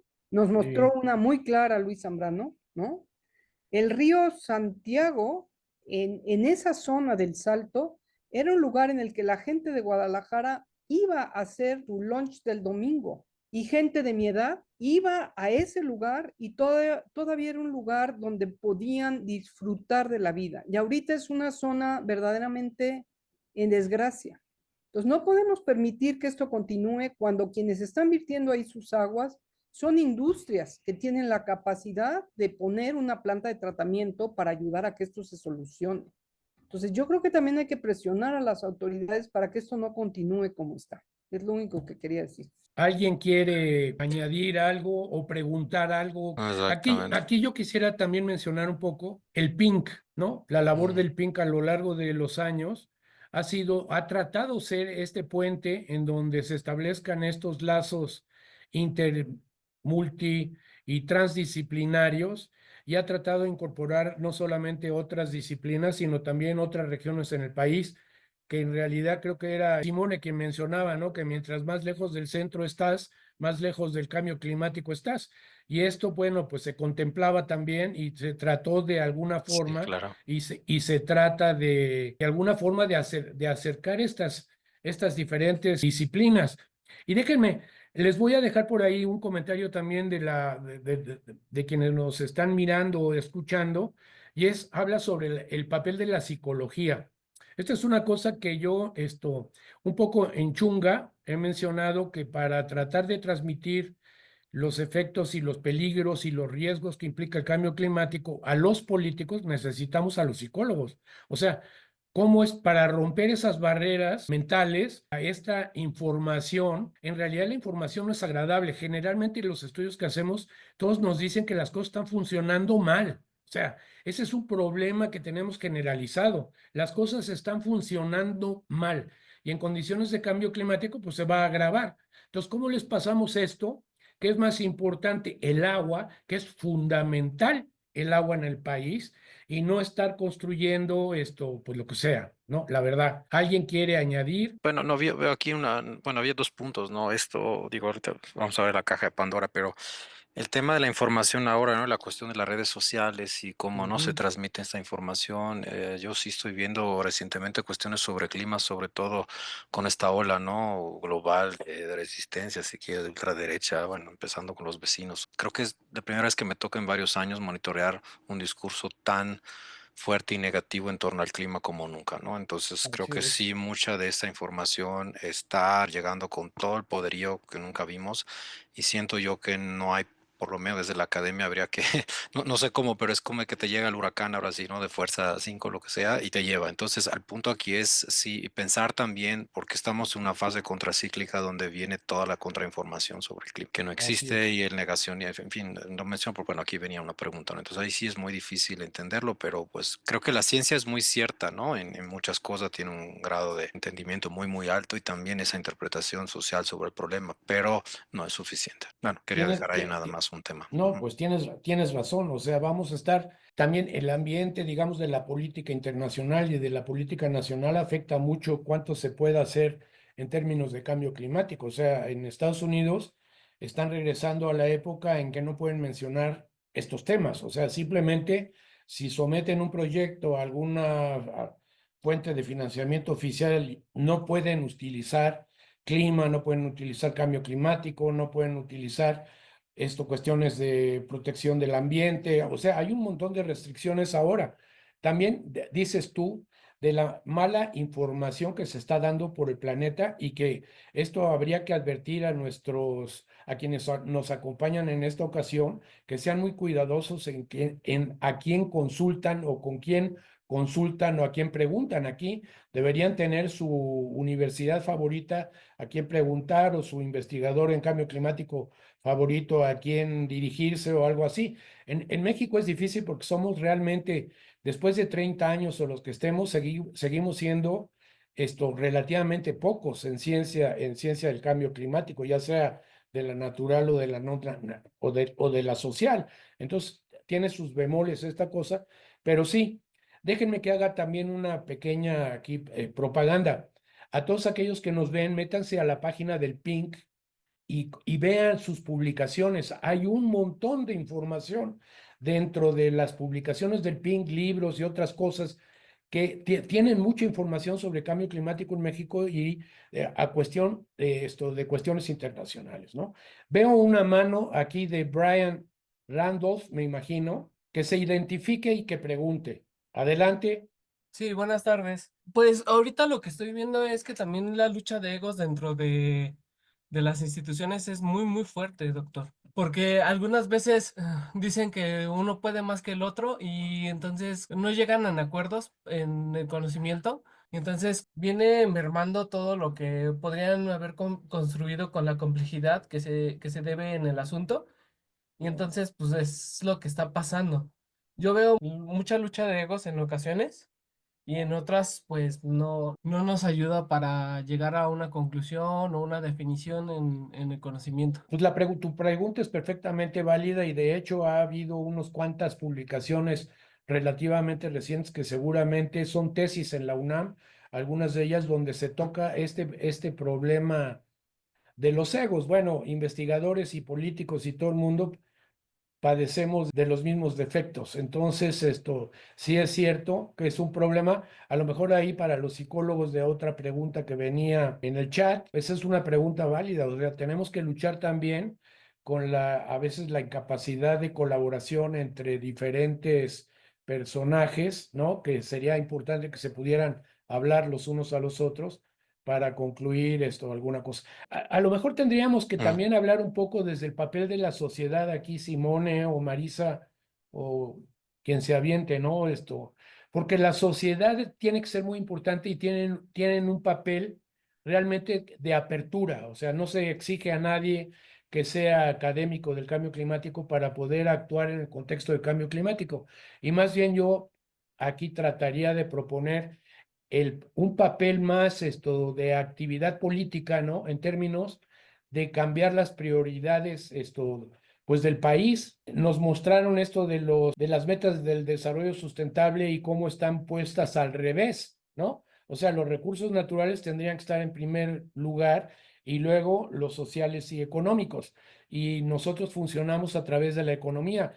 Pero aquí es un reto para los economistas, es un reto para los financieros, es un reto para ver cómo le hacemos para invertir ese orden y que siga siendo rentable. Ahora, digo rentable y tiene que ser rentable en una manera diferente de cómo lo están considerando ahora, ¿no? Es lo que mientras más gane, mejor. Y mientras más escatime y le pase yo el costo a la sociedad, pues mejor. O sea, tenemos que encontrar maneras de que el win-win, famoso de las discusiones de cambio climático, encontrar soluciones win-win, ¿no? Marisa, adelante. Y yo quisiera Veo retomar tu mano ahí. el comentario que hace Ana Claudia Nepote y habla de las ciencias sociales para transformar percepciones, actitudes, compromisos y convocar a la participación. Y yo creo que en estos temas es fundamental la participación de todos. No es algo que los tomadores de decisiones van a resolver o que los científicos vamos a resolver. Son temas en los cuales nos tenemos que involucrar todos. El realmente pensar que es algo que nos afecta como sociedad y que como sociedad deberíamos reaccionar. Entonces, yo sí estoy muy de acuerdo con Ana Claudia. Es clave las ciencias sociales para transformar estas percepciones, actitudes, compromisos y realmente participar. Así es. Adelante, Simón. Sí, no, era una pregunta aquí sobre que creo que puedo dar una respuesta. Los mecanismos institucionales, legales o de gobernanza para integrar el tema del cambio climático en las políticas públicas. Bueno, esa es sumamente, buena pregunta, por supuesto, pero sumamente difícil. Lo que te puedo decir es que a partir de la ley, hace un poco más de 10 años, bueno, lo que era 2012, se trató de empezar a integrar y, por ejemplo, en las diferentes secretarías de Estado, a partir del reglamento de la ley que se emanó, trató de integrar y de crear consejos, ¿no? De Carlos y varios colegas seguramente recordarán, para involucrar ciertas secretarías, ¿no? Como por ejemplo Hacienda, ¿no? El ejercicio presupuestal, porque siempre se hacía trabajo sin olvidarse lo más importante que era cómo convencer a Hacienda, tanto que Hacienda luego creó e institucionalizó un área de cambio climático, aunque se metió luego a las finanzas alertas climáticas y otro tipo de cosas, pero digamos, se trató de utilizar y de crear justo mecanismos para que el tema de cambio climático se transversalizara justo, ¿no? En estas diferentes secretarías, por ejemplo, agricultura, medio ambiente, eran 5 o 6 al inicio, luego se trató con el PEC y otros, ¿no? Ejercicios de planeación nacional sobre clima, de poderlos ampliar a otras áreas. Pero luego se dieron cuenta que no era solamente a nivel federal, sino que, ojo, están los estados y los municipios, entonces había que bajar a otros niveles y ahí, bueno, es donde se empezó un poco a perder el asunto, porque no es un tema solo de recursos, sino que justamente de actores, de poderes, ahí va el tema de gobernanza, ¿no? Entonces, digamos que existe una historia de mecanismos institucionales, pero vean qué ha pasado, por ejemplo, ¿no? Recientemente se desmanteló poco a poco el INEC como institución, hubo ahí, ¿no? Hacía o no hacía, podemos evaluarlo, pero fue una institución que por lo menos para algunos, ¿no? Representó un hito importante en México para no solo el impulso de la agenda científica, sino que también, ¿no? El tema justo de política pública, pero se fue poco a poco, ¿no? Restringiendo la función. Y sí, digamos que este tema de gobernanza está sujeto a vaivenes, ¿no? Un poco. Entonces, no es absolutamente fácil hacer política de transversalización. Les mencionaba el tema del Plan Nacional de Desarrollo. Ahora, si ustedes ven, son pocas metas, pocos objetivos y además muy reducidos a ciertas áreas. Así que es realmente algo difícil, creo yo, de conseguir en corto plazo. A ver, Luis, tienes tu mano levantada. A ver, sí, nada más para contestar un par de preguntas. Una que estaba hasta arriba de qué se puede hacer con respecto a la gente que está sufriendo las consecuencias del Tren Maya. Yo sigo, a pesar de todos los golpes y desaseos que se han hecho en contra del Poder Judicial, yo sigo peleando pues hay que meter amparos, o sea, hay que meter amparos. Hay muchos grupos ahorita que están trabajando en litigios de diferentes tipos en términos de los desastres que ha generado tanto ecológicos como sociales como culturales el Tren Maya. Entonces yo os recomendaría eso. Y hay otro de alguien que decía que nos recomiendan a los jóvenes, no hacer lo que hicimos nosotros. Eso es lo primero que recomendaría. Los jóvenes son un poco el futuro y tienen 2 o 3 ventajas con respecto a nosotros. La primera ventaja es que piensan en redes. Estábamos platicando hace ratito de que nosotros estamos muy compartamentalizados y que la transdisciplina nos cuesta trabajo, y eso tiene que ver con la forma en la que fuimos o hemos sido educados. Y los jóvenes han pensado en redes porque nacieron con las redes sociales. Entonces tienen un poco de más ideas. Yo no sé exactamente cuál es la bala de plata, si existe una bala de plata o una serie de respuestas a cómo nos vamos a enfrentar al cambio climático en las próximas décadas o en la próxima década, pero sí sé que los jóvenes son los principales protagonistas y van a tener muchas más ideas. Lo único que yo pediría, que ya lo tocó Simone un poco en términos de redes sociales, es sí hay una serie de olas, no solo con respecto al cambio climático, es con respecto a la ciencia completa. Hay un movimiento anticientífico grandísimo y está pagado. No crean que es así como que muy espontáneo. Está pagado el movimiento anticientífico a nivel mundial. Digo, el colmo es que la gente se está pensando que la Tierra es plana. O sea, ya para que lleguemos a esos niveles, o sea, olvídense del cambio climático. O sea, la gente ya no piensa que la gravedad existe. Entonces, tenemos que replantear cómo utilizar las redes sociales para entendernos, aprender y cribar la información que es útil con respecto a la información que no es útil. Porque ya cualquiera puede publicar cualquier cosa y si es más carismático, mejor. Y si tiene muchos likes, mejor. ¿Y qué mejor generar likes que hacer algo como decir que pues, no existe la gravedad, es un invento que Newton hizo para ganar dinero? Y eso pega. Y déjenme decirles, entonces, en términos en concreto, para los jóvenes, aprovechen toda la información que se tiene, aprendan a cribarla para generar nuevas ideas. Que nosotros tenemos la experiencia y podemos ir ligando o guiando de alguna manera, pero ustedes son los que tienen la batuta. Yo me iría por ahí para empezar a resolver algunos de los múltiples problemas que tenemos, que son muchos y que los vamos a enfrentar cada día de manera más fuerte, los cuales involucran estos problemas que son difusos. O sea, todos nos afecta el calor.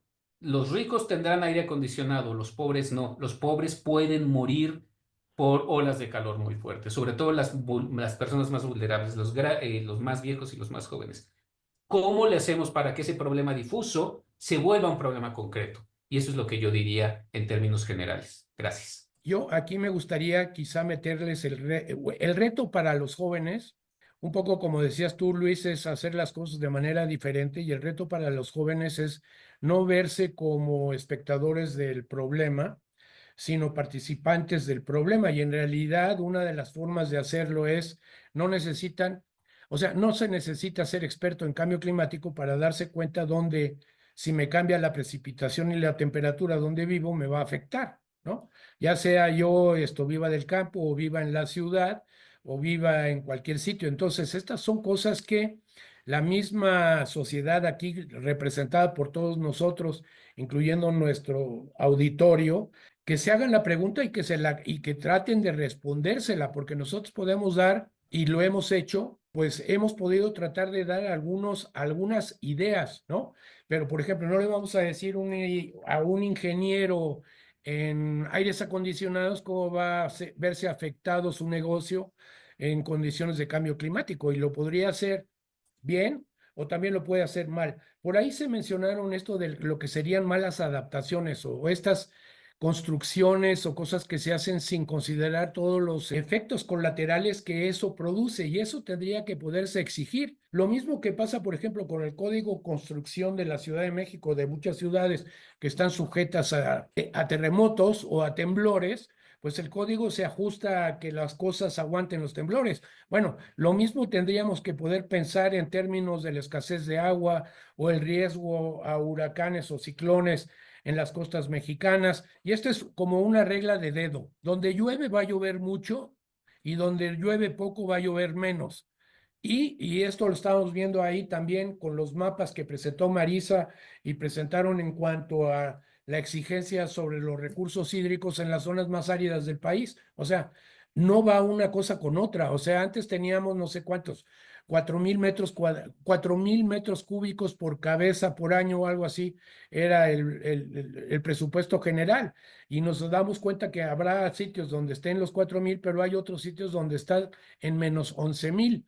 Lo que quiere decir que ahí está en un déficit bárbaro, ¿no? Es que es poner las prioridades donde las prioridades deben ser. Y en esto nos tiene que ayudar un poco, o tiene que ayudar mucho, la sociedad. Y un último pensamiento que se me ocurre ahí, ante los vaivenes de la política, ¿dónde se podría considerar que hubiese una especie de repositorio de la información, de manera que no nos vayamos al desastre, ¿no? Esto, digamos, pasó un poco durante la Edad Media, donde decían que gracias a los escritos de los monjes en los templos que pasaron a mano, muchos de los documentos de los árabes, etcétera, después de la edad esta media, bastante oscura, se pudo recuperar el planeta, ¿no?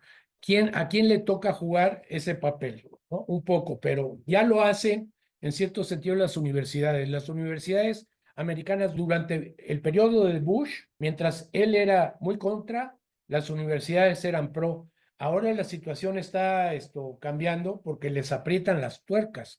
O sea, hay maneras de presionar incluso a estos repositorios donde pues a ver cómo le hace uno para aguantar si le presionan a uno por el lado del presupuesto, ¿no? Es una situación muy complicada. ¿Alguien quiere añadir algo? Carlos, quería, perdón, mencionar algo para recordar también esas grandes paradojas que hay, ¿no? Del poder, porque a veces se atribuye ¿no? y se quiere que la voluntad política sea la que mueva todo, pero mire, en este momento México tiene una condición única al mundo, tiene una presidenta de la República que es una científica que viene del clima, que fue IPCC, y que tiene la condición teórica de poder más alta para empujar una agenda de clima al más alto nivel. Pero, ¿qué está pasando? Por diferentes cuestiones, ¿eh? Los juegos de la política y otras cosas, esta agenda es muy tímida al momento. Como le decía, no se refleja en un plan nacional de desarrollo, no se ven muchas cosas. Entonces, es nada más para poner en cuenta las contradicciones que pueden pasar entre tema Así político, es, poder y ciencia, ¿no? Que está así es, supeditada a muchos otros así es. factores. Ujú. En realidad aquí yo metería un tema más, ¿no?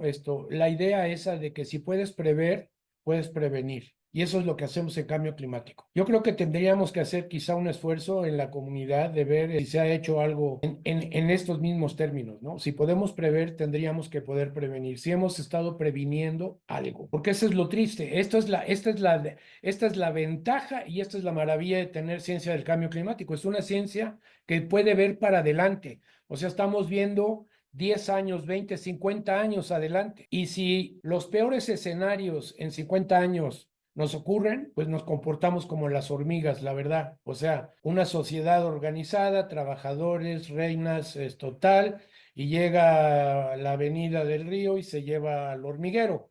Ojalá que pudiéramos nosotros emplear rasgos de lo humano, que es la inteligencia, responder, ya como dije yo, ¿no? Si podemos prever, que podamos prevenir. O sea, si no lo hacemos, bueno, ese es un pensamiento bastante negativo, digamos, pinchurriento, ¿no? Vernos como que esto nos va a llevar el clima, nos va a llevar el viento, nos va a llevar todo como era en el siglo III de la humanidad, ¿no? Bueno, veo a Eric Vázquez que tiene ganas de preguntar. Hola, buenas Adelante. tardes. La percepción que se ha escuchado, sí, la entiendo, es importante, pero creo que también una cuestión de lo que se está hablando de la enseñanza del cambio climático es, nos hablan de acciones individuales que ya en la suma pues generarían un cambio, pero la percepción de la sociedad es que, ¿de qué sirve de que yo me bañe en 5 minutos si las grandes refresqueras, las cerveceras desperdician tanta agua, ¿no? O tienen esa huella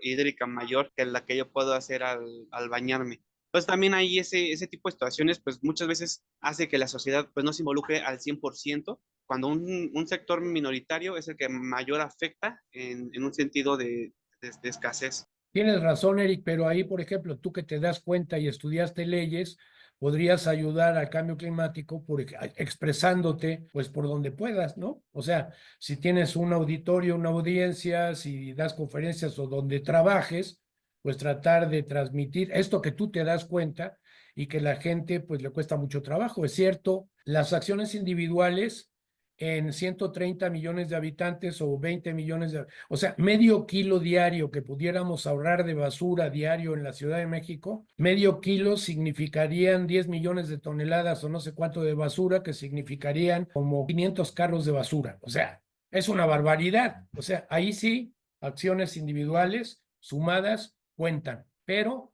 pues hay que tratar de hacerlas públicas, ¿no? Hay que tratar de expresar esto y que otros lo hagan. Marisa, adelante. Sí, yo creo que lo que cada quien pueda hacer cuenta. La doctora Karen O'Brien tiene una imagen muy bonita que dice 10 a la 0 es 1, soy yo. Pero ¿qué tal si yo lo transmito a mi familia? 10 a la 1 es 10, 10 a la 2 es 100, yo me voy a mi comunidad, 10 a la 3 es 1000. ¿Qué tal si en vez de pensar en estas desigualdades, en los refresqueras, en la industria minera, ¿no? Vámonos a nuestro nivel y vamos haciendo algo uno por uno, en nuestra familia, en nuestra comunidad, en nuestra colonia, en nuestra alcaldía, en nuestra ciudad, en la región donde vivimos.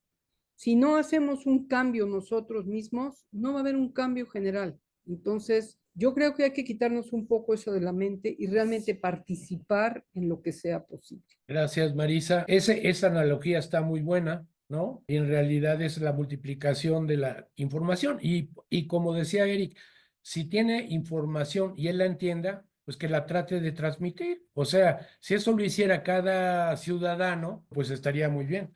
Otra cosa que yo he dicho durante 20 años es no votar por aquellos políticos que tienen agenda ambiental.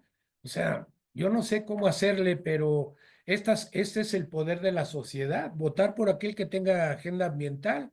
Pero bueno, en México también es muy complicado, como es muy complicado en otros lugares. ¿Qué más? Completaría, Carlos, con no solo es votar, es exigir. O sea, yo Así digo, la es. acción individual es acción individual hacia nosotros, que uno la puede hacer.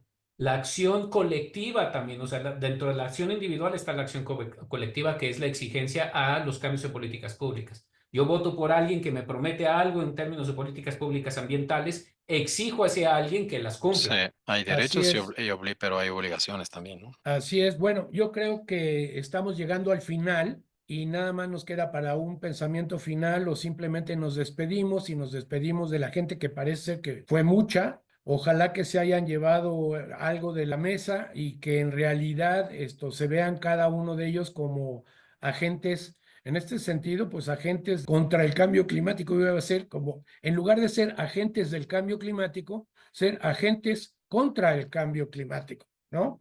Y que pues esto se transmitiera mucho más. Muchas gracias a los ponentes, a la mesa. Muchas gracias, Tere, por organizarlo. Muchas gracias al PINC por estarse preocupando de estas cosas y de la celebración del 15 aniversario. Esperemos estar aquí para el 30 aniversario. Y adelante con los anuncios, Tere. Y gracias, Luis. Gracias, Marisa. Gracias, Simone. Gracias, Graciela. Muchas gracias, Carlos, Pancho. por coordinar todo esto, por hacerla aquí de moderador.